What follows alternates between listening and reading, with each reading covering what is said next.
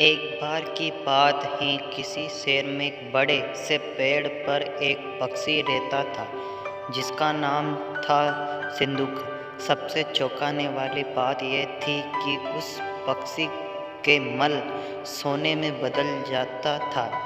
ये बात किसी को भी पता नहीं थी। एक बार उस पेड़ के नीचे एक शिकारी गुजर रहा था। शिकारी उस पेड़ के नीचे आराम करने के लिए ठहरा। वह आराम कर ही रहा था कि इतने में सिंदूक पक्षी ने उसके सामने मल त्याग कर दिया। जिसे पक्षी का मल जमीन पर पड़ा वह सोने में बदल गया। यह देखते ही शिकारी बहुत खुश हुआ और उसने उस पक्षी को पकड़ने के लिए जाल बिछाया। सिंदूक जाल में फंस गया और शिकारी उसे अपने घर ले आया।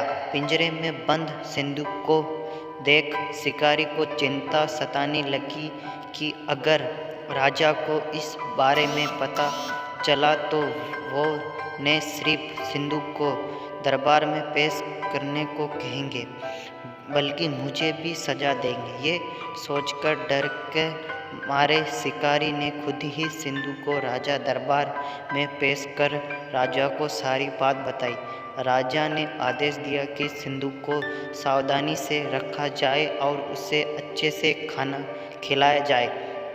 यह सब सुनकर एक बार मंत्री ने राजा को कहा, आप किस बेवकूफ़ शिकारी की बात पर भरोसा मत कीजिए। कभी ऐसा होता है क्या कि कोई पक्षी सोने का मल त्याग कर, इसलिए अच्छा होगा कि इसे आज़ाद करने का आदेश दे। मंत्री की बात सुनकर राजा ने चिड़िया को आज़ाद करने का आदेश दिया। सिंदूक उड़ते उड़ते राजा के दरबार पर सोने का मल त्याग कर गया। यह देखते ही राजा ने मंत्रियों को उसे पकड़ने का आदेश दिया, लेकिन तब तक वह पक्षी उड़ चुका था। उड़ते उड़ते सिंदूक कह गया, मैं बेवकूफ़ था जो शिकारी के सामने मल त्याग किया। शिकारी बेवकूफ़ था जो मुझे राजा के पास ले गया। राजा बेवकूफ़ था जो मंत्री की बात में आ गया। सभी बेवकूफ़ एक ही जगह हैं।